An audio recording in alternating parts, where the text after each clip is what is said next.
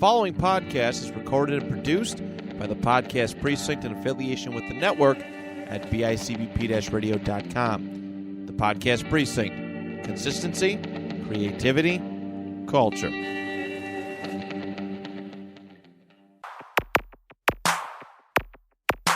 So, Johnny, as a sports fan, or not even a sports fan, but a Red Sox fan. Yeah. I kind of believe in curses, even though the Red Sox did break the curse of the Bambino in 2004. But for many, many years, they made it to the World Series, but didn't really do too much. So, yeah, I have long believed that just the Charlotte Hornets have been, just based on what you just said, have been cursed. What's the word I'm looking for? Forever. I actually wanted to bring that up. It's kind of funny because next episode, I want us to take some of our favorite sports teams and we're going to decide whether they're cursed or not. Okay, I like it. Well, that's a spoiler alert. That's a spoiler. So, yeah. but it's if they're cursed or not, and what is the curse? Because you can't just be like, they're cursed. There has to be a reason why they're cursed. Yeah. There's got to be, it just can't be coincidence or anything like that. Like, there's many. I think coincidences are a part of curses, though. Yes. Like the curse of the Billy Goat with the Cubs, which is broken. Shout out to Theo Epstein for ending 2 major curses in Major League Baseball history because he was the front office man for the Red Sox in 2004. Oh, wow, yeah. And I think it was 2017 for the Chicago Cubs. So that's the bloody sock era, right? 2004, yes. Kurt Schilling. Yeah. I remember that game. I love you, Kurt Schilling. I tried to name my son Jacoby Schill, and my wife said no way. Oh, you mean the kid down the hall? Yeah, the kid, the blonde-haired kid down the hall. Yeah. Who's that boy? Who's that kid over there? My son there. Yeah. The one that I wake up every Wednesday and go, I'm watching Ahsoka. Are you coming? Spoiler, I'm enjoying that show. Yeah. But I think curses are fun. They're exciting. I mean, I have some of my favorites. We kind of just stuck it to kind of a cover curse today, but I have some of my. Do you have any other like favorite curses that maybe we could talk about next episode if we got time? Like, I think we're about to cover my favorite one, but that's the thing about sports too, right? That everybody in sports for the most part are very superstitious. Yes. There's all kinds of great, superstitions. Like Michael Jordan always wore his North Carolina basketball shorts underneath his bull shorts, that kind of thing. A famous one is Bill Parcells when the Giants made the Super Bowl in 1990. He was so superstitious that he pulled the pilot out of retirement that flew the plane for their 1986 Super Bowl to fly the plane to get them to Tampa. But one of my favorite kind of curses is the curse of the Pottsville Maroons. Just that name is fantastic. It's pretty much early years of the NFL, I believe 1925. So back in the early years of the NFL, you won by record. There was no playoffs. They say, okay, you have the best. It's pre-Super Bowl. Yeah. Yeah, way pre-Super Bowl, way before there was even a championship game. So you just won by winning percentage. You have the best winning percentage or you have the best record, you win. But they also did a lot of like Harlem Globetrotter type things where they play a lot of exhibition, just one-off games that didn't count, or barnstorming tours as they would call them. So the Pottsville Maroons actually won the NFL championship. Then they went off to play this game against the college all-stars. And the NFL was like, oh, nay. In the words of LA Knight. Oh, nay. You can't do that. So guess what? We're going to take your NFL championship away. And we're going to give it to the next team, the Arizona Cardinals. Or I'm sorry, at that point it was the Chicago Cardinals, now the Arizona Cardinals.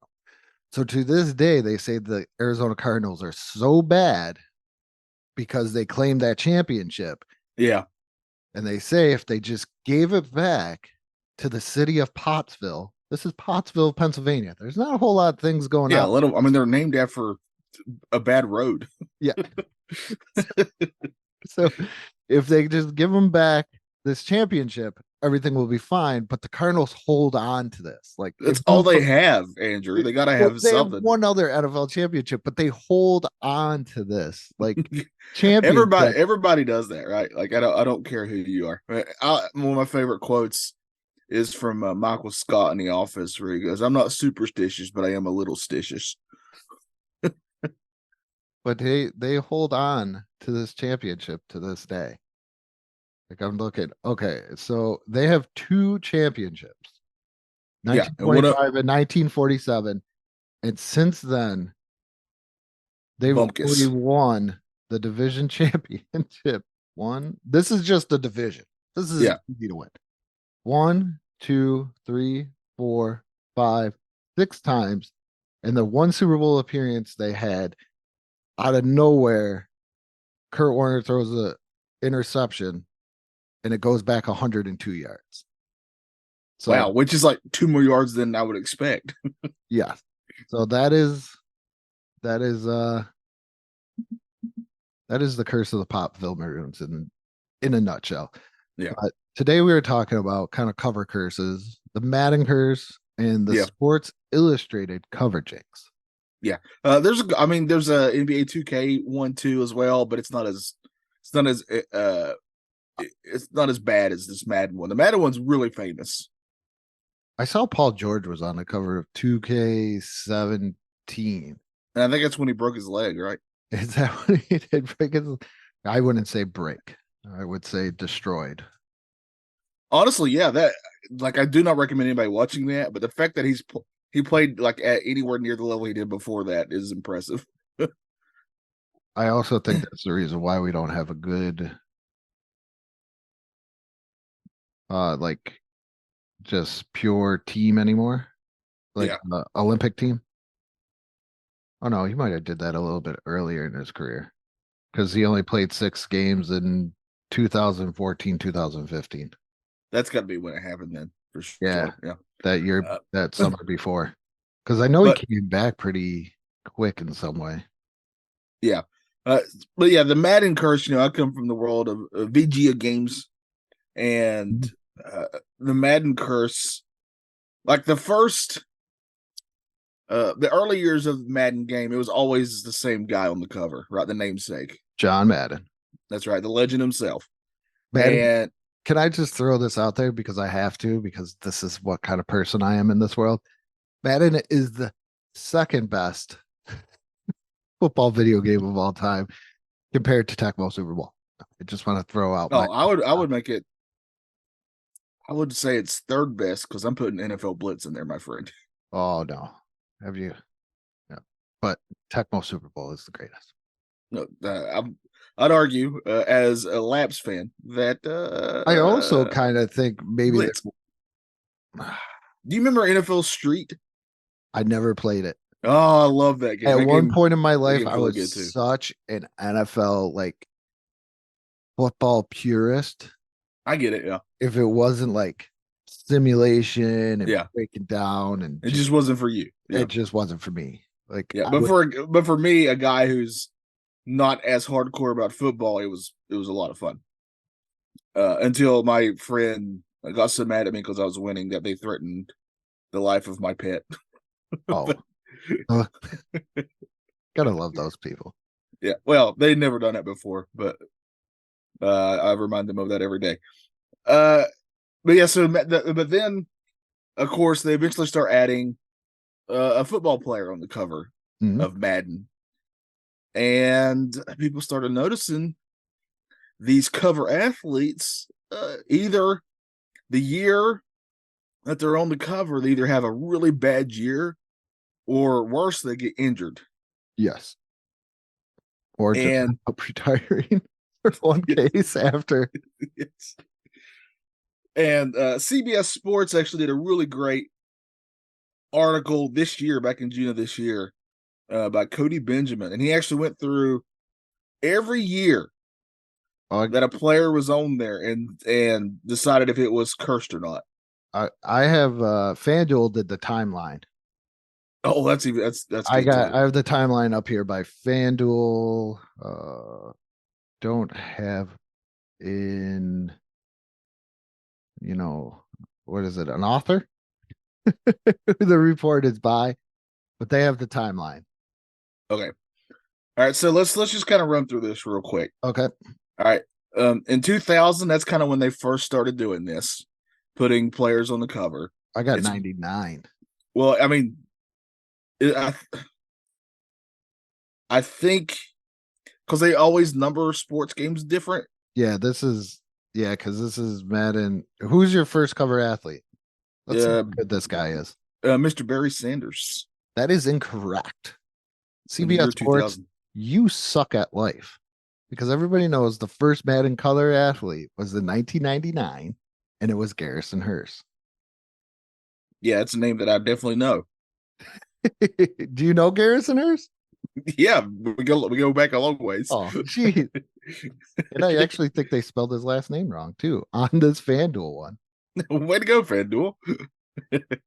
They did. You want to know? They literally, and I cannot spell worth a lick. That's about the point. But even I knew what I saw. So they spelled it HURST when it's supposed to be HEARST.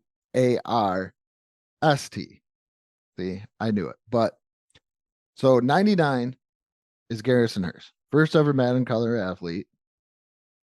Having a very good year with the San Francisco 49ers.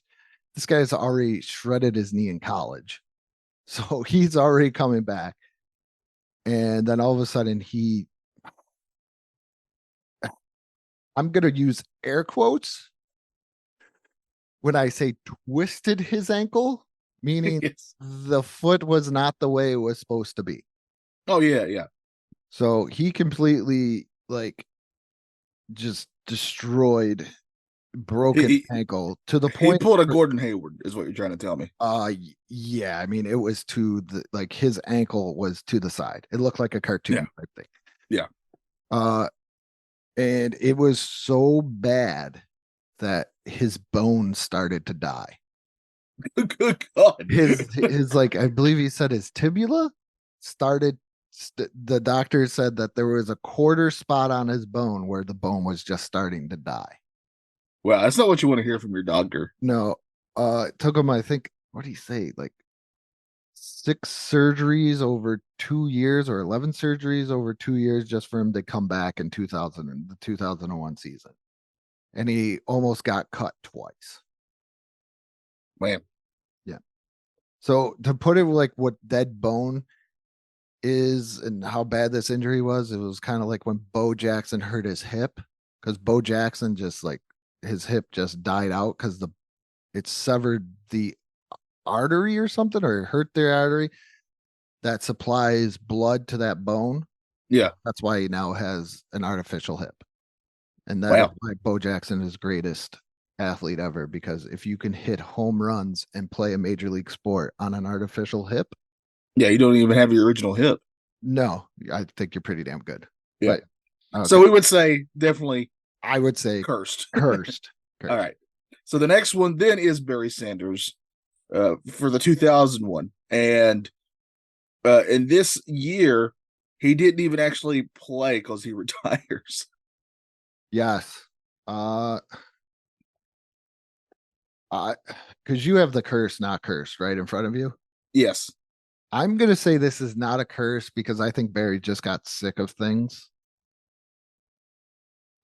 Because the Lions were not very good. Barry was getting older. Barry probably wanted to maybe win. And when you're getting as many carries as Barry Sanders was and the focus of the offense, you're probably going to get a little tired. And Barry is a very humble guy. This is a guy that referred to him going to the Heisman ceremony as that event that's going on in New York.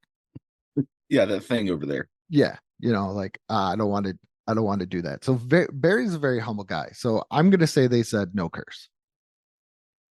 They call this a curse. Really? Because he never actually played on the year that he was on the cover. But extra trivia, Andrew, this happened so abruptly that they didn't even put him on the cover for the European version of the game that year. They used a Green Bay Packers player. Do you think you know who that player was? It was probably Brett Favre or maybe Ahmed John or not Ahmed Johnson, Ahmed Green. I wish it was Ahmed Ahmed Green? Johnson. It was Dorsey Levens. Was he still with the Packers then? Apparently so. Jeez. All right. So in 2001, the next year, the Tennessee Titans, Eddie George is on the cover. Andrew. Love Eddie George. I have that Madden. And do you think that this one is considered cursed?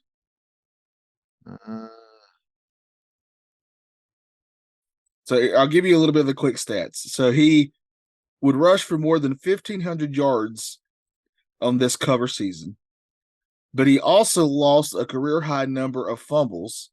Yeah. And he coughed up the ball in the Titans' season-ending playoff game. That was a really good defense, though. But do you think this is a curse then?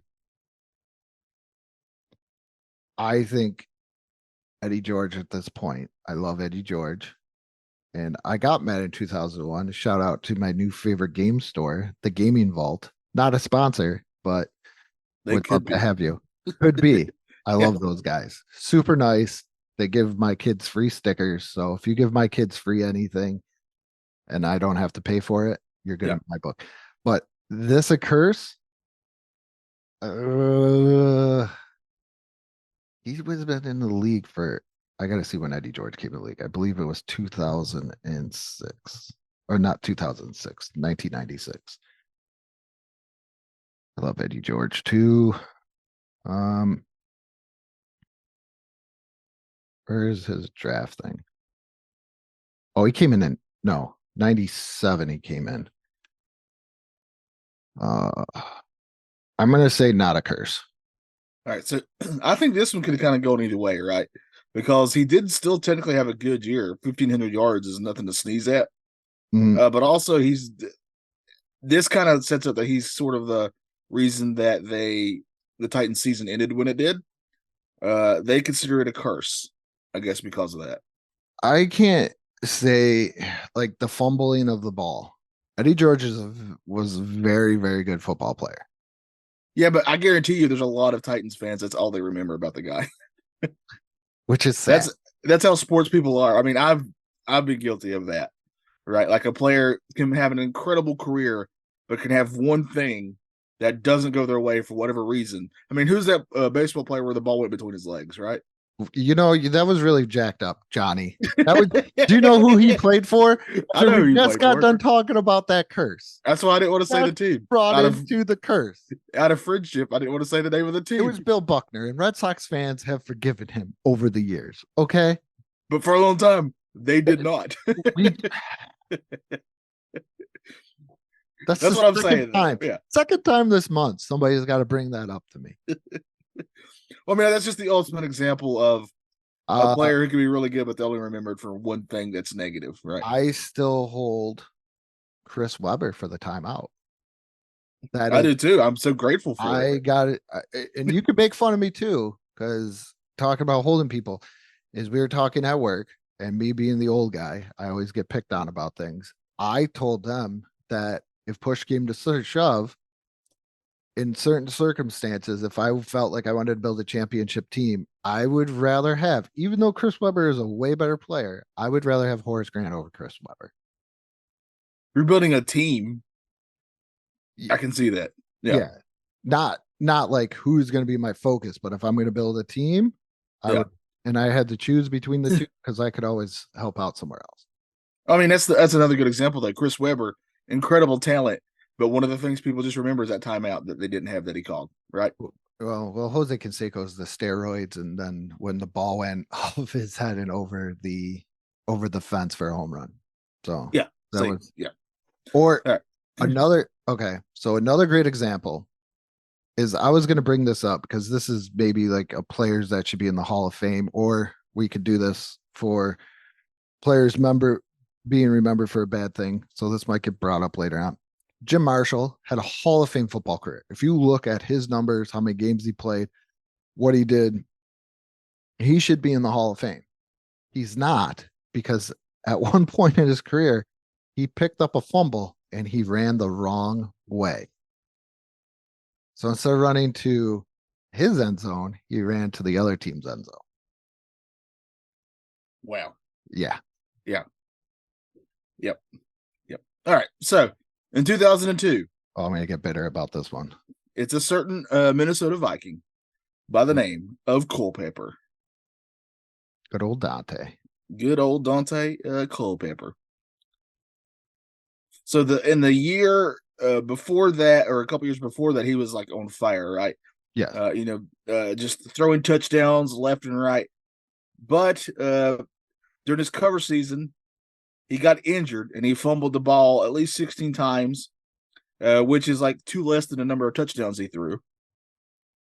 Which I'm not good at math, but that ratio is not good. No, not good. Not good for this time period either.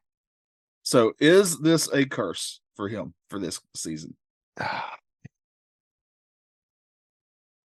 The Vikings teams were very shaky. Like I remember one year they were like 8-0, and then they went on like an 8-game losing streak and they missed the playoffs or something of that nature.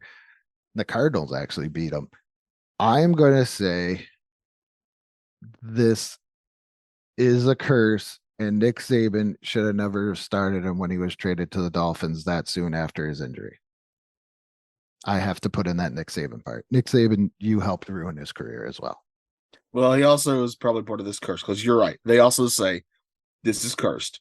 All right. The year after that, we have the Rams, Marshall Faulk, Hall of Famer, right? Yep. But this is his cover season. However, this is also the year when he really started to break down. He didn't even have half a dozen starts, and he never topped 1,000 yards ever again. I'm going to say not a curse, just because running backs break down. Yeah. It's like small guy point was guards, in the league right? for about 10 years. So running backs only, when you're a workhorse, after about 10 years of just getting, just your body getting hit and everything. Yeah, getting pounded. Yeah. Yeah. I didn't want to say that. You get pounded. Because I didn't want taking to the pound town. what do we think? Get the pound down. I'm going to say this is not a curse, and this is him just wearing down after years. See, I would agree with you. Like, he's just, I mean, it's just, if you're going to put an older player on your cover, that's just kind of, no matter who they are, that's sort of the risk you're taking that year. So I agree with you that they still claim this is a curse. I mean, this is around this time. That was the whole reason why the Colts kind of traded him, is because he wanted a new contract, kind of like what's happening now. He wanted a new contract. They couldn't work out money, so they traded him. Yeah. And then they drafted a younger running back and everything else. So, I mean, I just feel like it was worn down. Yeah. Well, the next year, it's all right, because this is the only time this guy's ever in the news, I'm sure. Michael Vick is the next one. Ron Mexico. I'll tell you that story too. All right, so obviously before, Vic was sort of like he was like a force, right? Yes. Just like it seemed like he could do whatever he wanted on the field offensively. So they put him on the cover. However, that cover year, he fractured his fibula, and he misses all but 5 games. So is this a curse? Yes.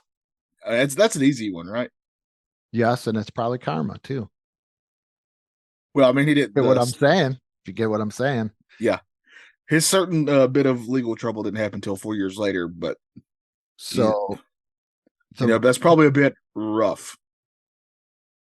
So the Ron Mexico thing, is Michael Vick. This was actually in like a sporting news or something, and probably about, I'm trying to think, 2006. No, wait, 2005. So it was like a very small article. Supposedly, that is the name that he would use when he would go get tested for STDs. Is Oh, underneath the alias of Ron Mexico. oh wow, yeah. I I bet a lot of famous athletes have to get tested for that stuff a Terry lot. Just Bradshaw. guessing. Terry Bradshaw once had to check himself into a hospital for elbow surgery, and he used the alias Tom Brady way before Tom Brady ever became famous. Or Wow, the original TB12 used that's the pretty name amazing. That's actually pretty TB12. incredible. Yeah. Yes. All right. In 2005, the Ravens, Ray Lewis is on the cover. Is this he logged 147 tackles? Uh, is this a curse or not? Uh, Now the Ravens did miss the playoffs this year. yeah. I'm yeah, because I'm reading some argue that it didn't get the curse until the following season when he played on 6 games. So I don't count that. It's got to kind of happen during that year. I agree completely, and this So person also agreed it's not a curse yeah, it's got to because happen. he still had a lot of he still played very well. Like Yeah, it wasn't his fault that they didn't make the playoffs. no, it's All right. probably the fact that they had a horrible quarterback at that point. Now the year is 2006, and the player is Philadelphia Eagles Donovan McNabb. Chunky soup. But that's another guy, right? Like he was on top of the world at one point. Yeah, it was only a couple of years ago. When did they go to the Super Bowl? 2004? The 2004 season? Yeah, 2004 season. And they were pretty good, the whole TO thing. And then he landed on the cover. Yeah. And it was bad. You're literally, yeah, that's all that they're saying here is the TO thing sort of happens. Uh, And now look at TO now. Now he's getting in fights with Stephen A. Smith. So I think everybody gets in a fight with Stephen A. Smith. yeah, I think so too. I'm pretty sure even Jesus would be like, I don't know about this guy. Jesus would be like, this guy can just calm down for a second. Okay, I'm Like, glad that we said that the Ray Lewis one wasn't a curse because I just looked at their quarterback and it was Kyle Bowler still, and he was pretty horrible. But the Donovan McNabb one, I'm going to say is a curse because that team after that Super Bowl run, not the same. no, like T.O. came back and you were thinking like McNabb and T.O. are going to be together forever. This is going to be the next big hookup. It's going to be great. Next thing you know, T.O. is doing sit Yeah. up in his driveway. And if there's a hookup, you got to holler if you hear me. Yes. And this person agrees that's a curse. Can we All right, go? I don't think we could go one episode is that without a wrestling mentioning reference? a wrestling reference or mentioning a wrestler. Since I did call Ahmed Green Ahmed Johnson. You did. So we're not even doing it consciously. It's just happening. No. All right. I'm going to try to get a little quicker here because we got other things to record today. Yeah. The next, it's Sean Alexander from the Seahawks. Yes. They agree. Also a curse. All right. Then the next year, it's the Titans' Vince Young. Yeah. In 2008. Yep. They also say it's that a guy curse. just fell off. Greatest college quarterback I ever seen, Vince Young. And then next, it's Brett Favre. Oh, who's this guy? The welfare wiener picture of Mississippi. I am gonna say yes. That's gotta be his nickname, the welfare wiener. The welfare wiener of Mississippi. Let me tell you, kids, about the welfare wiener of Mississippi. And he loves volleyball. That's all I know. I'm gonna say yes. They also say it was cursed. All right, then the next 2010, they had two people on the cover. It was Larry Fitzgerald and Troy Polamalu. If I said that right, I hope I did. You did. I'm impressed. It's Me all too. that wrestling that you can get Samoa names. It is. I'm gonna say no curse. I'm going to give it to you because they say half curse. Because Palomalo towards the end of his career just seemed like he was always hurt. Yeah. All right, 2011, a certain quarterback by the name of Drew Brees. The birthmark wonder. I kind of like that nickname for him. It's just not gonna surpass the welfare wiener of Mississippi. Oh, Nothing's gonna surpass that. That's the greatest nickname I've ever heard.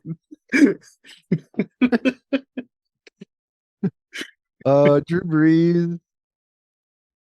I'm gonna say no because as I look at history, the Saints were always up and down. Yeah. Yeah, they were always either really good or just having a terrible season. Yeah. But this was a terrible season for them, and he threw a franchise record 22 picks, so they're going to say it was cursed. Oh, okay. All right, the next one is Peyton Hillis in 2012 for the Cleveland Browns. I am going to say no curse, and this was just a 1-year wonder. They're going to say cursed. He had a really bad injury that year, apparently. Oh, okay. All right, next one, 2013, Calvin Johnson from the Lions. I'm going to say no, and this was just massive wear and tear, and the Lions taking star players and chewing them up like Hulk Hogan did to Monster Heels in the 80s. There's my wrestling reference. Hey, I love it. They agreed, not cursed. All right, next is 2014 Vikings Adrian Peterson. Oh, man. What did he do? What did he do? You're not going. I'm reading. I'm just reading. my like if you ask me something from like a 1990 season, yeah, my brain is like right there. Anything I've noticed in like the 2000s or even in this, like I remember this. He got in trouble for abusing his kid. Remember? I don't think that was in 2014 though. I'm gonna say before he was then drop it. I'm gonna say curse because he did drop off big time. They agree, cursed. All right, and then after that, it's the Seahawks Richard Sherman in 2015. Yes, this is a curse. They say no.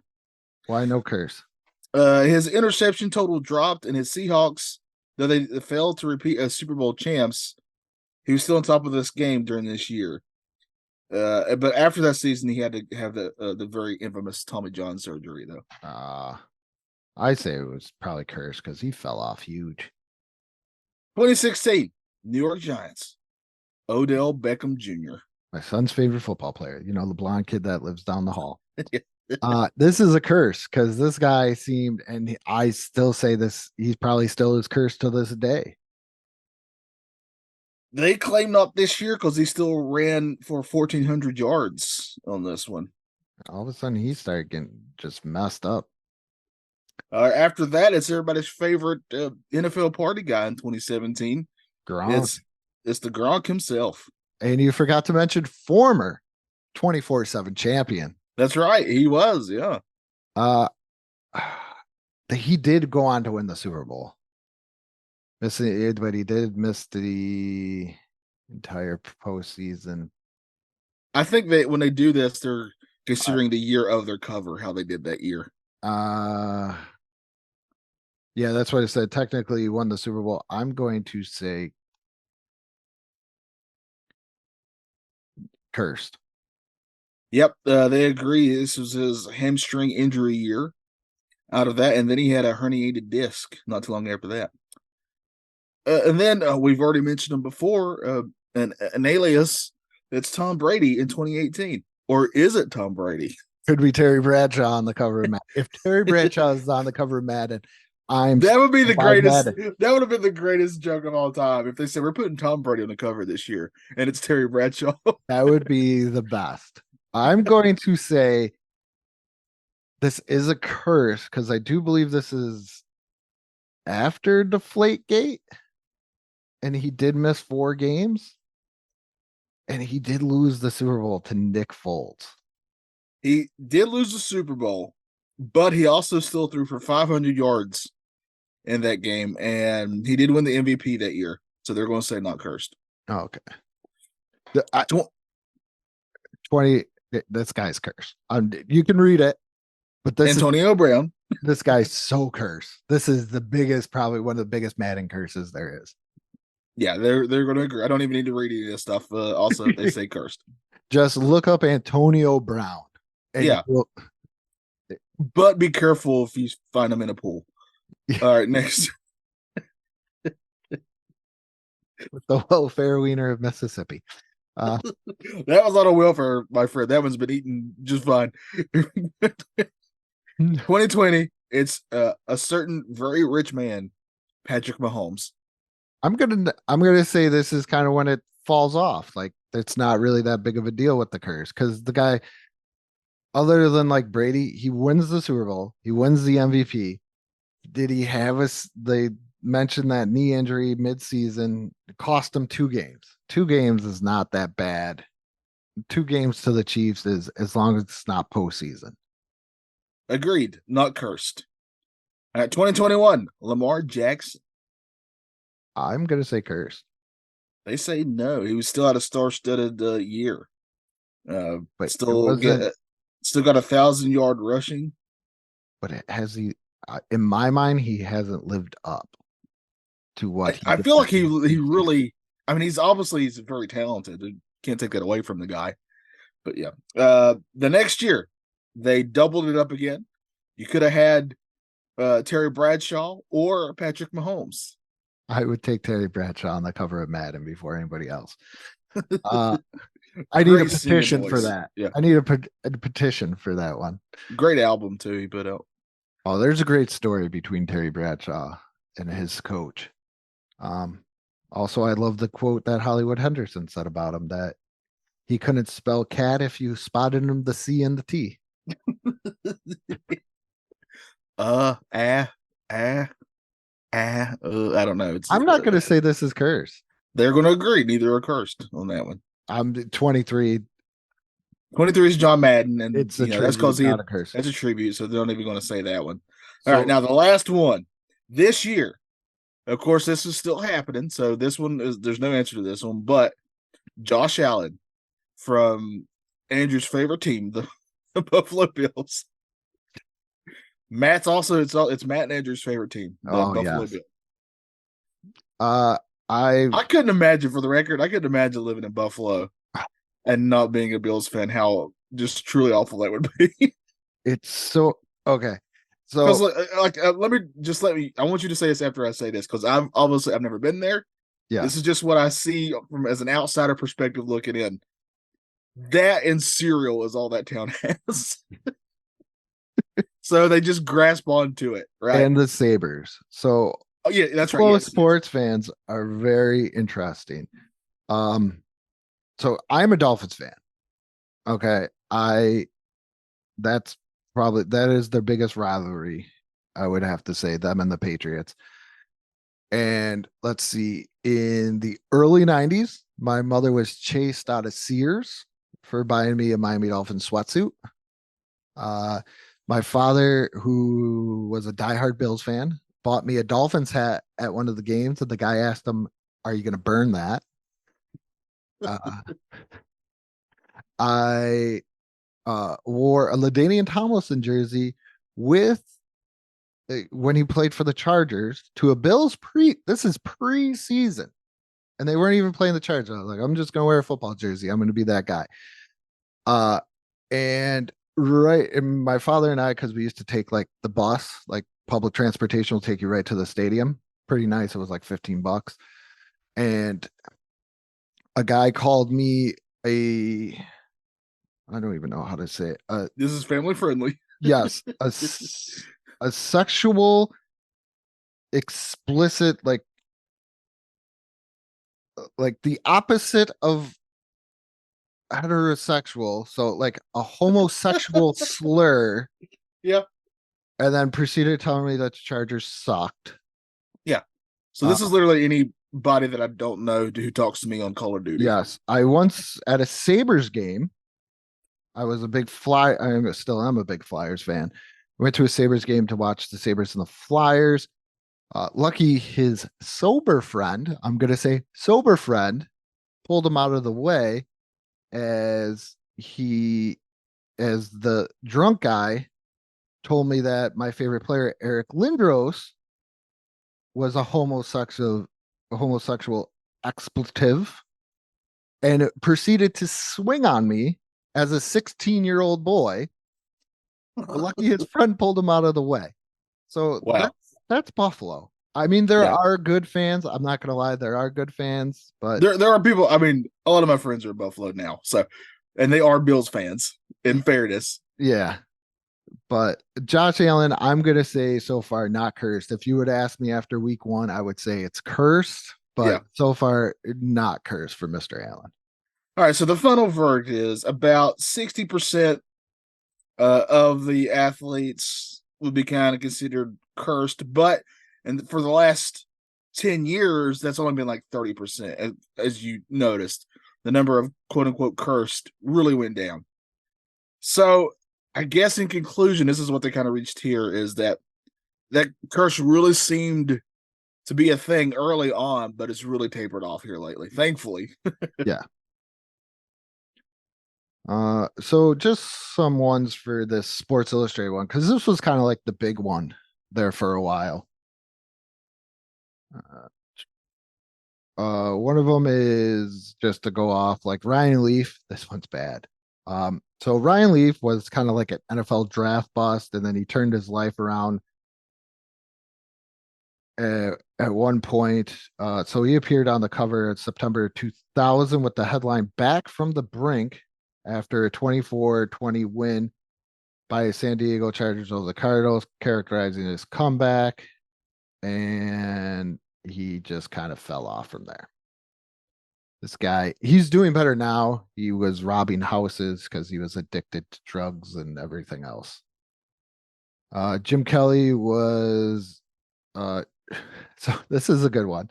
So the USFL, a different version is back now, but the USFL was like almost a rival league to the NFL, stealing a lot of people.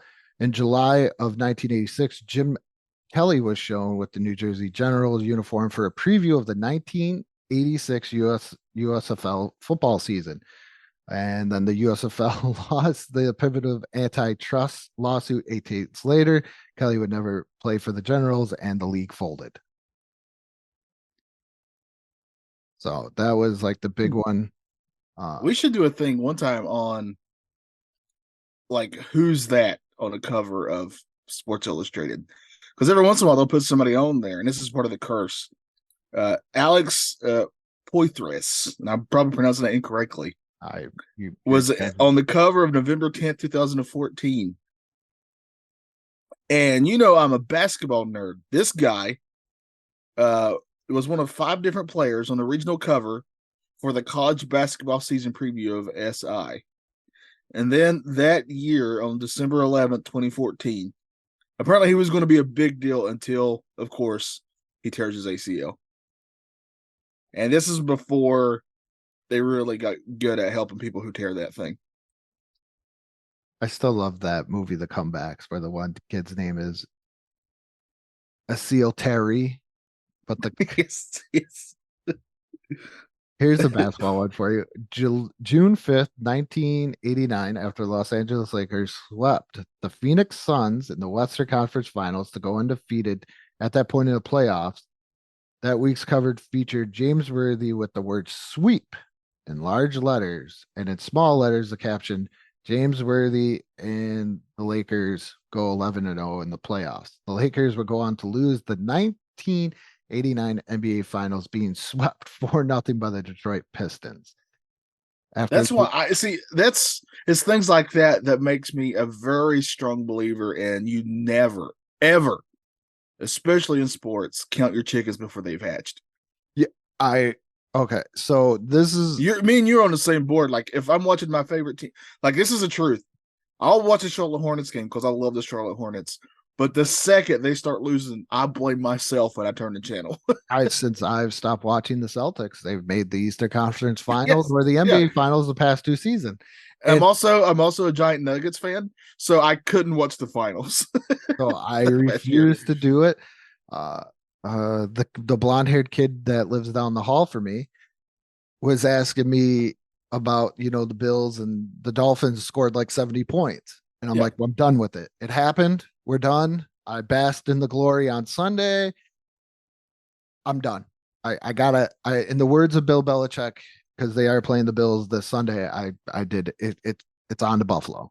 Okay. Yeah. And it's not even, I don't even play for the Dolphins. I have no, like, other than them being my favorite team, I am honestly stressed out over this week because we were playing the Bills and I just don't want to hear people. Because Oh, me, I'll yeah. just say, wow, okay, you guys play good, but then I got to hear something else. Well, I'm down here in college basketball central, right? In the middle of the Carolina Duke heated rivalry, one of the biggest rivalries in sports, I would dare say. Mm-hmm. And I've always a Carolina guy here, right? I have a lot of friends who are Duke people who love Duke. Some of my closest friends are Duke fans. And we would watch games together sometimes. But I'm that guy who, even if my team's winning, I refuse to talk trash until the game is over. Just don't say a word. Yeah. Because anytime I feel like I've ever got remotely cocky, it's backfired on me. Yep. I do the same thing with video games. Yeah. So in May 25th of 1981, AJ Floyd appeared on the cover of the headline, and it says Floyd goes for his fifth 500. So for the Indianapolis 500.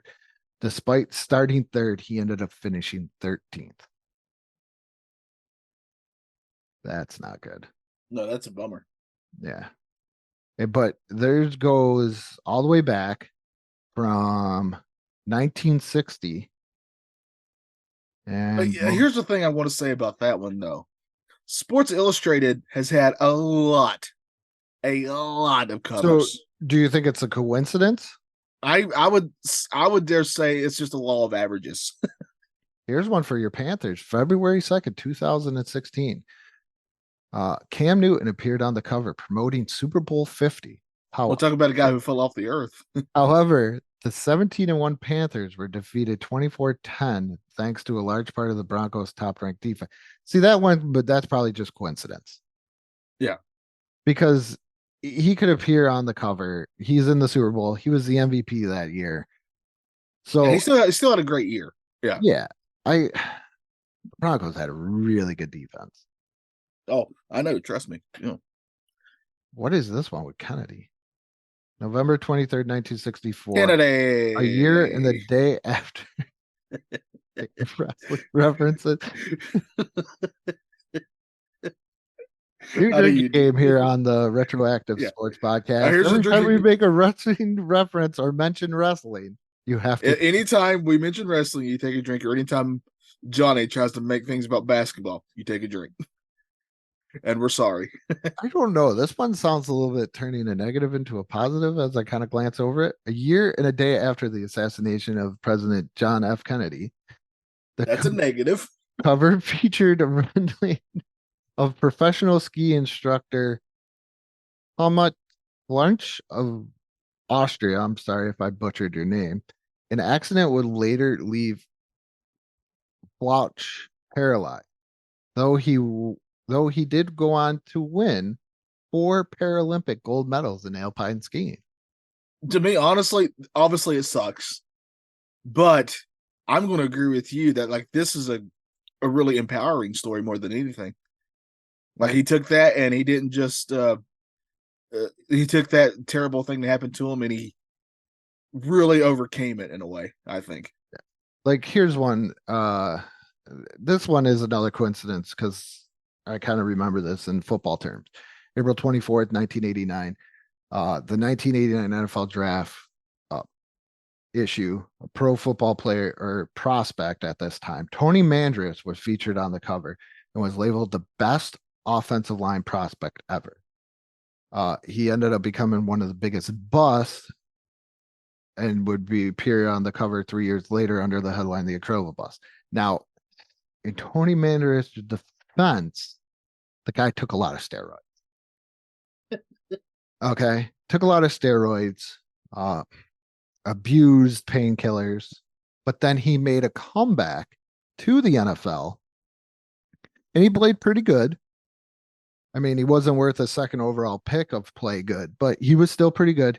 And the guy stuck to his gun so much that he quit because he had a injury that would have forced him to use painkillers. And he said he would not do that again.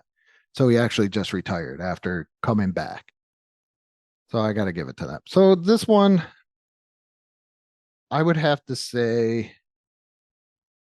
So would you say there's more of a Madden curse? Or I more of a would say, Sports Illustrated? Or do you just think they're both coincidence? well, I think they both have coincidences involved. But just on, if I had to choose one, I would say it's more of a curse. I'd say the Madden one was. For me, if you're just doing just the percentage wise, guaranteed the Sports Illustrated has way more positive ones than negative. And that's just purely from a number standpoint. They've been around forever. Yeah. So I would have to say Madden over Sports Illustrated because you're gonna. It's like playing numbers in the lottery. You're gonna hit one every so many times you play, and the more you play, the more you hit. Yeah. And Madden, I think there's a little bit more than what there is. Yeah, agreed. All right, well, we've done it. We've done. We did it. We did it. We did it. Yeah. Nobody can say that we didn't do it because guess what? We did it. We did it. We did it. You heard it here first. We're the first ones, and all the credit goes to Andrew for giving the greatest sports nickname of all time. Welfare Wiener, Mississippi. Yeah, the Welfare Wiener of Mississippi, Brett Favre himself. If I don't hear that on panel discussion, I'm going to be mad. I will try to remember it. I'm going to send it to you and Matt right now. But make sure you check out our Facebook page. Andrew does an amazing job over there. Yep. YouTube as well, where I'm what's posted up to week, I think 11 for the Tecmo Super Bowl season. Go check that out on YouTube if you like. I bet the Panthers won't win. The Panthers are not even in Tecmo. That's how I know I'm right. We're using the Jets. And that's before Panthers time. Yeah. Yeah. 1991, way before that time. But that is it. So let us know. Do you think your team's cursed? Are they not cursed? Did they break a curse? And with that being said, stay safe out there from these curses.